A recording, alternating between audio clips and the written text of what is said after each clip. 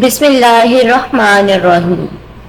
آج میں آپ سب کے سامنے کربلا کا واقعہ پیش کروں گی۔ جناب عبد المناف کے دو جڑواں بیٹے پیدا ہوئے جن کا نام ہاشم اور عبد شمس رکھا گیا۔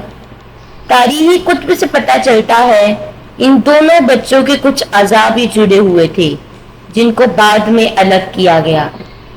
جب یہ بات نجومیوں تک پہنچی تو انہوں نے پیشن گوئی کی کہ ان دونوں کی اولادیں ہمیشہ رنجش میں رہیں گی اور ایک دوسرے سے آگے نکلنے کی دوڑ میں لگی رہیں گی۔ ہاشم سے حضرت عبد المطلب پیدا ہوئے اور ان کی اولاد حضرت عبداللہ جو کہ نبی کریم حضرت محمد صلی اللہ علیہ وآلہ وسلم کے والد گرامی تھے۔ ابو طالب جن سے شیر خدا علی پیدا ہوئے اور حضرت عباس تھے، یہی بنو ہاشم کہلائے۔ ہاشم کے جڑواں بھائی عبد الشمس سے امیہ پیدا ہوئے اور امیہ کے دو بیٹے عرب اور ابو العاص تھے۔ عرب سے ابو سفیان، معاویہ اور یزید تھے، جبکہ ابو العاص سے حکم اور عفان تھے۔ حکم سے مرادان عبد المطق، یزید کے بعد بنو امیہ کے سارے مردان بن حکم سے ہی تھے، چنانچہ امیہ کی اولاد بنو امیہ کہلائی، یعنی ہاشم اور چچا زاد بیٹے کا نام امیہ تھا۔ جناب ہاشم اور امیہ کے درمیان رنجشیں تھی۔ اسی طرح حضرت عبد المطلب اور حرب بن امیہ میں ساری زندگی جنگ کی سی کیفیت رہی جو کہ تمام تاریخی کتبوں میں موجود ہے۔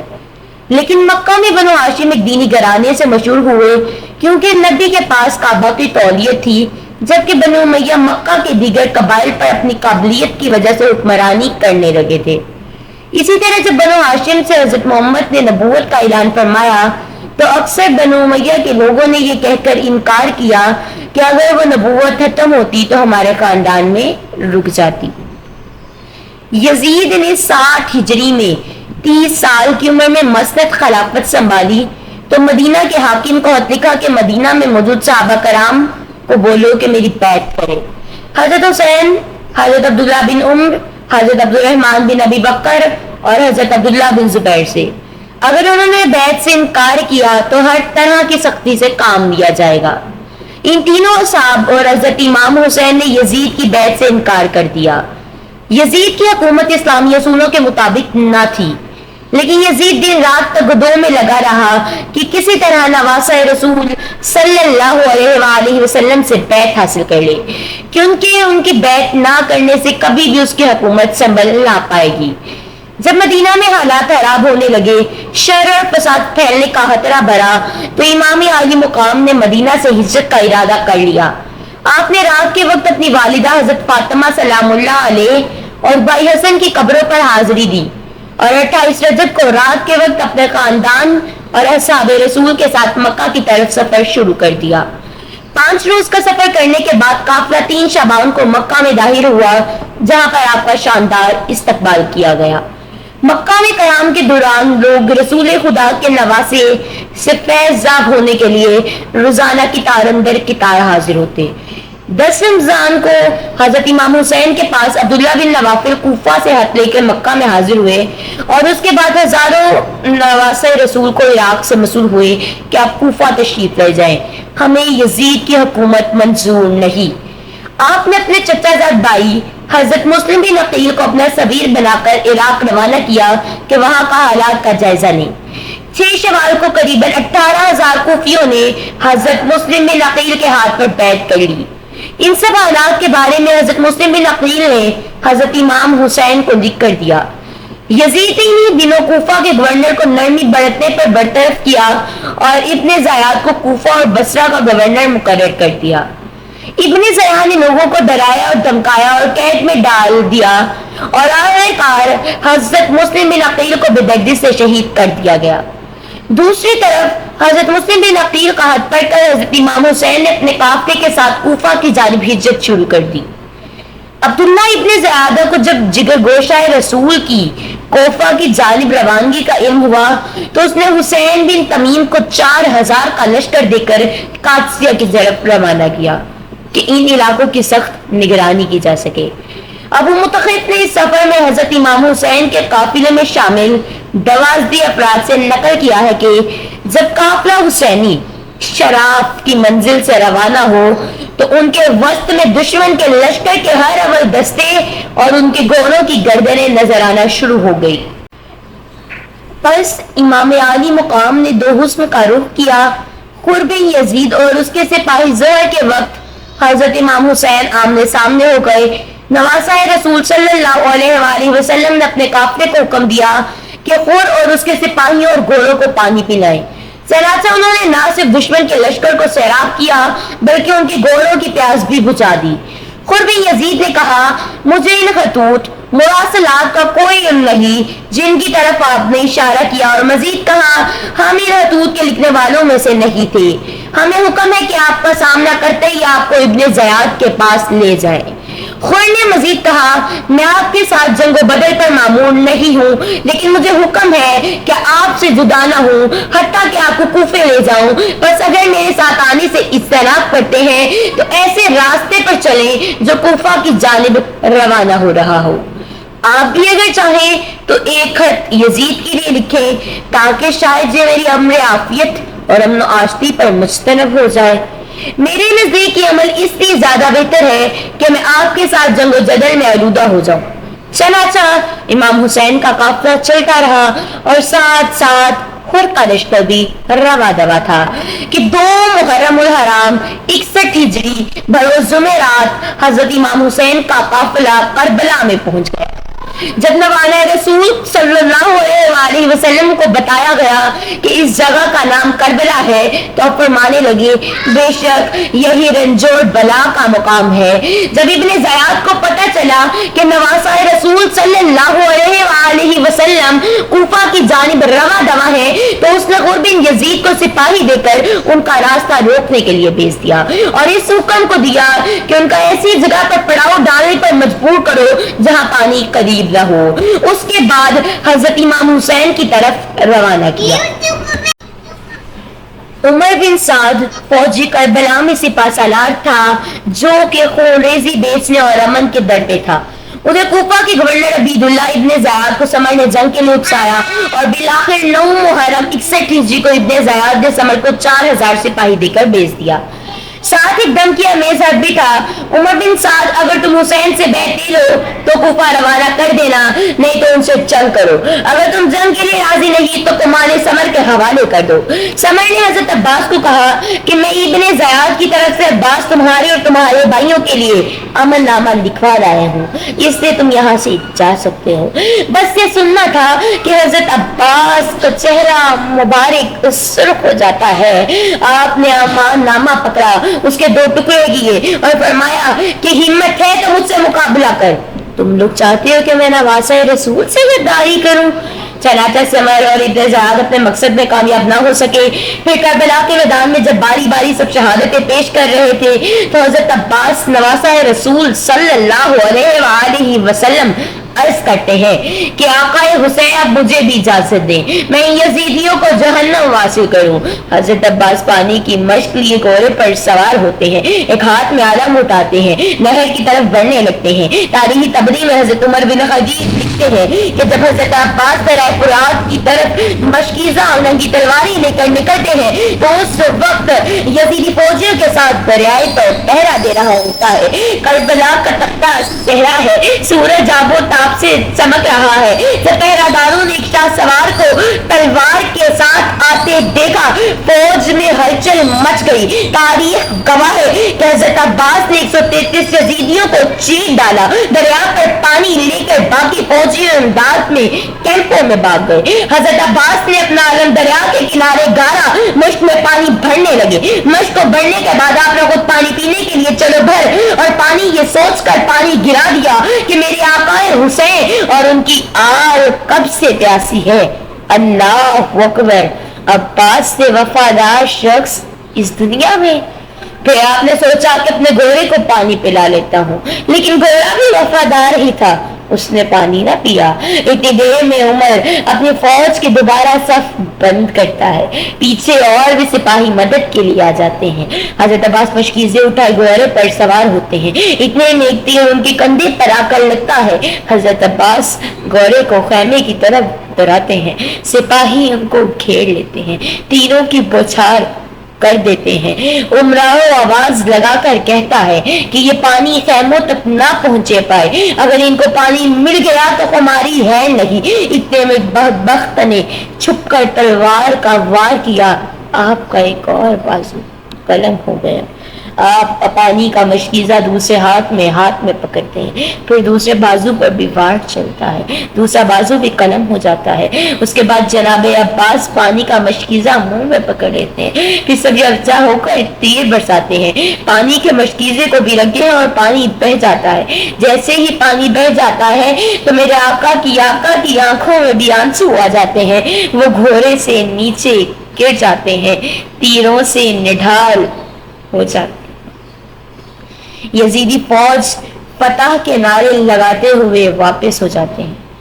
جب امام حسین حضرت عباس کو گرتا دیکھتے ہیں تو وہ ان کی طرف بڑھتے ہیں اور آ کر حضرت عباس کا سر مبارک اپنی گود میں لے لیتے ہیں۔ حضرت عباس پہلی دفعہ حضرت امام حسین کو اپنا بھائی کہہ کر پکارتے ہیں اور معافی مانگتے ہیں کہ میں معصوم سکینہ کے لیے پانی نہ لا سکا۔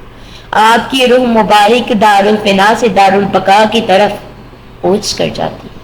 ابو الفرج اس طرف روایت کی نقل کرتے ہیں کہ علی اکبر جب میدان میں جاتے ہیں تو امام عالی مقام حضرت امام حسین رضی اللہ تعالیٰ عنہ فرماتے ہیں، اے اللہ گواہ رہنا، ابھی جو میدان میں گیا ہے وہ تمام لوگوں میں سب سے زیادہ رسول خدا سے مشابہ ہے، اسے جلد سے جلد اپنے نانائے رسول خدا کے ہاتھوں جامع کوثر سے سیراب کرنا۔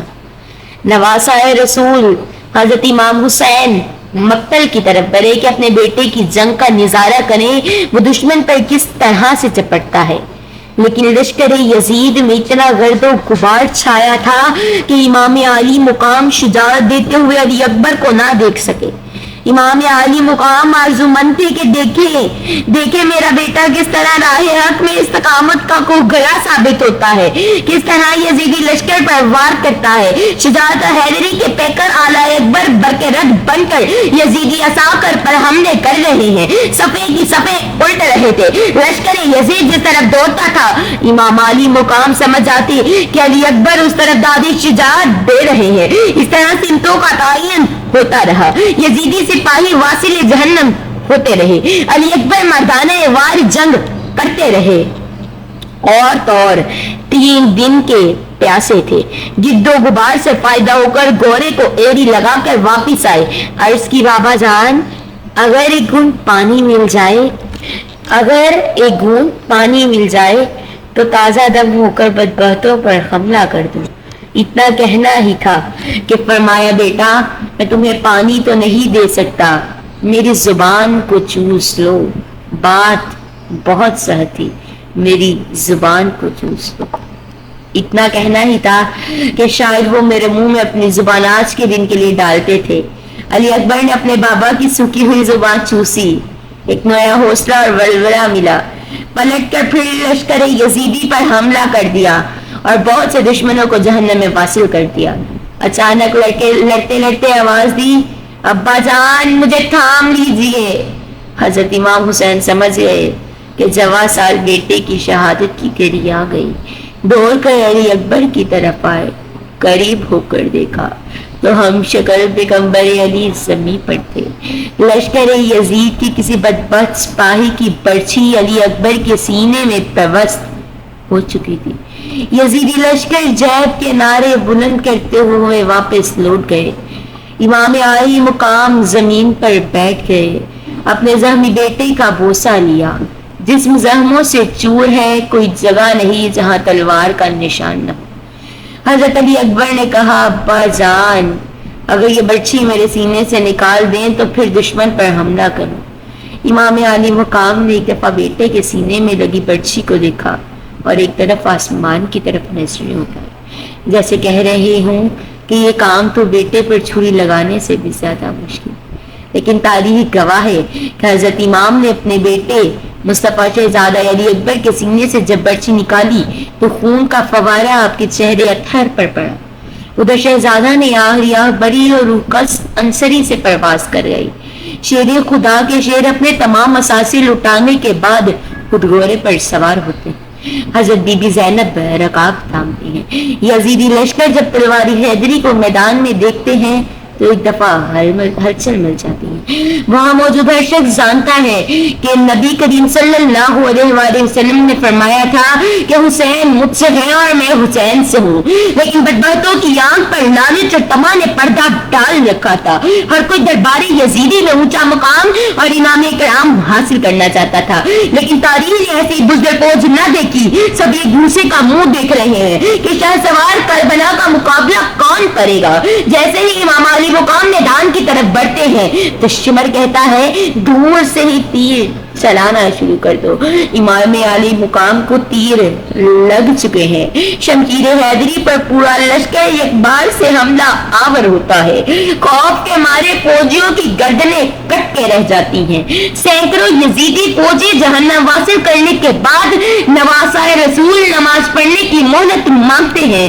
یہی وہ وقت تھا کہ جب شمر کے جوش دلانے پر مالی کی کنڈی نے پیچھے سے کیسا وار کیا کہ شمر ملعون کے کہنے پر سب نے تینوں کی برسات شروع کر دی. قولی بن یزید نواسۂ رسول کا سر کاٹنے کے لیے آگے بڑھا، لیکن ہاتھ کام کر پشکیو کل بدبخت اور ذلیل سنان بن انس آگے بڑھا اور انعام اکرام کی لالچ میں امام علی مقام کا سر تن سے جدا کر دیا. ملعون ابن زیاد کے حکم پر تمام سرنیزوں پر چڑھا دیا اور جس میں اتھر کو گوروں کی ٹاپوں تلے پامال کیا گیا. سانحہ کربلا کے بعد عمر بن اسد نے اپنے لشکر میں سے قتل ہونے والوں کو 11 محرم کو دفن کیا.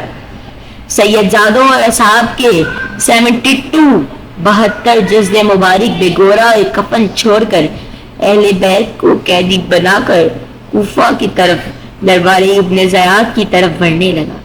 اللہ اکبر. تاریخ گواہ ہے کہ شہادت کے 3 دن بعد 13 محرم کو مقام غازریہ قبیلہ بنی اسد سے خواتین دریائے فرات پر پانی لینے آئی تو انہوں نے بغیر سروں کے جسموں کو بکھرے دیکھا تو سب کی چیخیں نکل گئی. واپس گھروں کو لیٹے اور اپنے مردوں کو بتایا کہ خاندان نبوت کی لاشیں بکھری پڑی ہیں، ہمیں ان کو دفنانا چاہیے.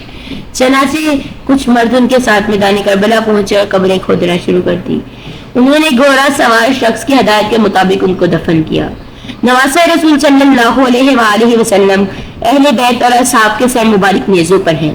امام تبری روایت کرتے ہیں کہ ابن سعد خونی کے ہاتھ امام علی مقام کا سر اقدس ابن زیاد کے دربار بھیجا. خونی جب کوفہ پہنچا تو رات کا وقت تھا، اس لیے وہ سر مبارک کو اپنے گھر لے گیا اور ایک برتن میں ڈال دیا. سر مبارک کو دیکھ کر اس کی بیوی نوار سخت ناراض ہوئی کہ تم نے کیا ظلم کر دیا. وہ بیان کرتی ہیں کہ خدا کی قسم میں نے دیکھا کہ ایک نور برابر آسمان سے اس برتن تک ستون کی مانند چمک رہا اور میں سفید پرندے دیکھ جو برتن کے ارد گرد منڈلا رہے ہیں. صبح سیران کربلا اور نواسۂ رسول کے سر مبارک کو ابن زیاد کے دربار میں پیش کیا جاتا ہے. عبید اللہ بن زیاد کی سیدہ حضرت زینب سے گفتگو اور آپ کے دیے جانے والے جوابات بھی تاریخی کتابوں میں نہایت پرسوز انداز میں لکھے جا چکے ہیں. حضرت زین اور عبید اللہ کی باہمی گفتگو دربار میں موجود حاضرین پر نہایت اثر انداز ہوئی. کوفے میں ہونے والے دلخراش واقعات میں سے ایک واقعہ یہ ہے کہ عبید اللہ کے پاس جب سید الشہداء حضرت امام حسین رضی اللہ تعالیٰ عنہ کا سر پیش ہوا تو اس نے اپنے ہاتھ میں مجھے چھری کے ساتھ آپ کے ہونٹوں اور دانتوں کی بے حرمتی کی تو دربار میں موجود صحابی رسول یزیدان رقم گستاحی دیکھ کر رونے لگے اور کہنے لگے اس چھری کو ان ہونٹوں سے اٹھا لو. خدا کی قسم میں کئی مرتبہ ان ہونٹوں پر رسول اللہ کو بوسے لیتے دیکھا ہے. عبید اللہ یہ سن کر چلا اٹھتے ہیں. خدا تجھے رائے کس چیز پر آنسو بہاتے ہو؟ فتح پر آنسو بہاتے ہو؟ بخت اگر میں یہ نہ جانتا ہوتا کہ تمہاری عقل زائل ہو چکی ہے تو تمہاری گردن اڑا دیتا. حضرت زید نے یہ سنا تو دربار سے نکل گئے. اس کے بعد عبید اللہ ابن زیاد کربلا کے قافلے کو شہداء کے سر کے ساتھ شمر طارق بن معفر کی قیادت میں یزید کے محل کی طرف شام روانہ کر دیا۔ تاریخ گواہ ہے کہ شام میں جب قافلہ پہنچا تو وہاں جشن کا سما تھا۔ زہر بن قیس نے نمائندگی کرتے ہوئے واقعہ کربلا کی ساری تفصیل